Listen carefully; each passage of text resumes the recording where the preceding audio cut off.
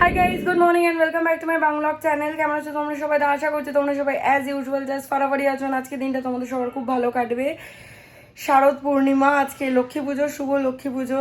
আশা করছি তোমাদের সকলের দিন খুব ভালো কাটবে। অ্যান্ড সবার বাড়িতে পুজো হচ্ছে, প্রচুর তামঝাম, সকাল থেকে প্রচুর কাজ, ভোগ বানানো, সব কিছুতে লেগে পড়েছো। আমিও সকাল থেকে ঠাকুরের জায়গাটা যেখানে পুজো হবে ওই জায়গাটা গুছিয়েছি, মানে গুছিয়েছি ইন দ্য সেন্স ব্যাকড্রপটা সাজিয়েছি, সাজিয়ে টাজিয়ে সব কাটিং চপিং হয়ে গেছে, স্নান টান করে এইবার আমি ফাইনালি ভোগ বানাতে স্টার্ট করবো। তো চলো, without further delay let's start today's video. এই যে এইখানটা এরমভাবে সাজিয়ে দিয়েছি, এখানে টুলটাও পেতে দিয়েছি, এখানটাই আর কি বসিয়ে পুজো হবে। ওপরে সব ঠাকুরেরই জিনিসপত্র রাখা আছে, কারণ এখানে কখনো আমরা এঁঠোর কিছু রাখি না। আর এখানে এক্সট্রা আমার কাছে একটা স্ট্রিং ছিল ফুলের, এখানটা সাজিয়ে দিয়েছি, একটা আর এখানটা একটা। তো আশা করছি দেখতে সুন্দর লাগছে। তো চলো এবার ভোগ বানানোটা স্টার্ট করি।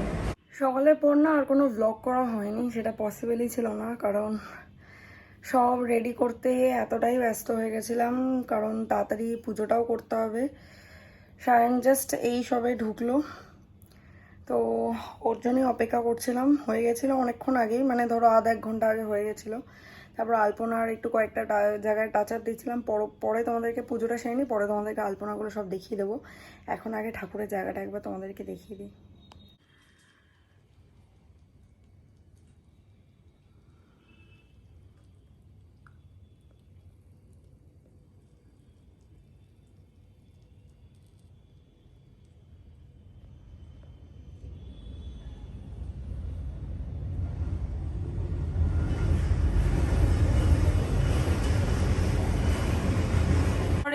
রাখিবে তন্ডুল তাহে এক মুঠা করে, সঞ্চয়ের পথ উহা জানিবে নিশ্চয়, এর ফলে উপকার পাবে অসময়।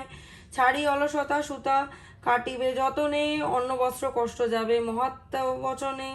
প্রসন্ন থাকিবে আমি কহিলাম সার, যাও গৃহে করো মাতা ব্রতের প্রচার। এতে কহিয়া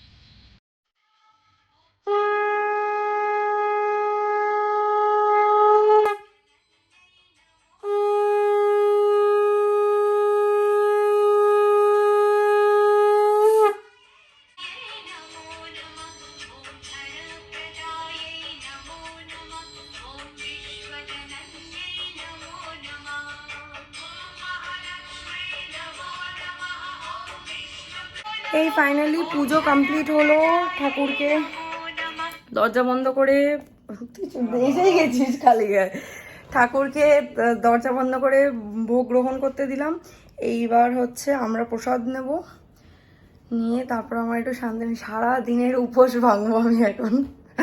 তো চলো এবার একটু প্রসাদগুলো খেয়ে নিই। আর বাই দেবে কি কি বানিয়েছিলাম তোমাদেরকে একবার বলে দিই, ব্যাক ক্যামেরা অন করেই বলি, দাঁড়াও। নৈবেদ্য মোয়া, এখানে এটা গোলাপজাম, তারপরে রয়েছে এখানে পোলাও, ফুলকপির রেজালা, লাল শাক ভাজা, ঢেঁড়স ভাজা, আলু ভাজা, কাশ্মীরি আলুর দম, দই, এখানে লাড্ডু আর নাড়ু, পায়েস, আমের চাটনি, চিন্নি, ফল, আর এগুলো যেগুলো বললাম ওগুলোই, আর ওখানে গোটা ফল রয়েছে। ঠাকুরের জায়গাটা পুরোপুরি ক্লিয়ার করলাম, মুছলাম। আর এই হচ্ছে ঘরের আলপনা, সারা ঘরেই দিয়েছি যেরকম প্রত্যেক বছর দিই, হয়তো প্রত্যেক বছর একটু বেশি দিই, এবছর আর অতটা দেওয়া হয়নি।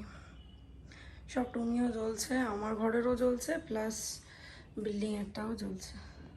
এখন একটুখানি রেডি হয়েছি, বাড়ি যাচ্ছি। মানে সব কাজ শেষ, সেটা বলতে আমার ভালো লাগছে। সব ঠাকুরের বাসনও মেজে দিয়েছি জানো, কারণ আমাকেই তো আলটিমেটলি কাল করতে হবে। এই যে সব বাসন টাসন মেজে পুরো রান্নাঘর টিপটাপ করে ক্লিন করে রেখে দিয়েছি। সিংহাসনে ঠাকুরকেও খুব সুন্দর করে সাজিয়েছিলাম, দেখতেই পাচ্ছ।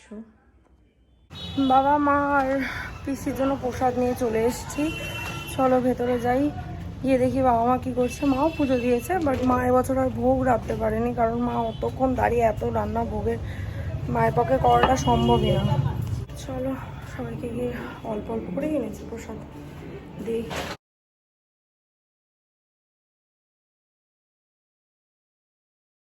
বেরিয়ে এলাম বাড়ি দিয়ে। আজকে শরীরটা না একদম আর দিচ্ছে না, বাট সামহাও আমার কেন জানি খুব মাছ মাংস খেতে ইচ্ছা করছে। যদিও আমাদের নিয়ম যে আজকের দিনে মাছ ভাত খাওয়া উচিত, সেটা ইলিশ মাছ হলে খুব ভালো হয়, বাট মাছ ভাত খাওয়া উচিত, মানে বউদের স্পেসিফিক্যালি আর কি। বাট এত কিছুর পর কে আর মাছের ঝোল ভাত রান্না করবে, এটাই হচ্ছে বড় কথা। আর এত ভোগ টোক রয়েছে, যাই হোক ঠিক আছে, কালও খেতে পারবো না, কালও হচ্ছে টিউসডে, দেখি নয়তো আমি আমার জন্য একটুখানি করাবো। কখনো এটা করাই না আমি, বাট আমার ভীষণ খেতে ইচ্ছা করছে। ফ্ল্যাটে এসে গেছি, আর না আসা মাত্রই এত সুন্দর একটা গন্ধ ছাড়লো ধূপ ধুনোর, পুরো মনে হলো যেন কোনো মন্দিরে ঢুকে গেছি, বেশ ভালো লাগলো। তো যাই হোক চলো এখন একটু ফ্রেশ ট্রেশ হই। বিগ বস থেকে ডিনার করতে প্রচুর লেট আছে আজকে। সারা ঘরে আলপনা দিয়েছি।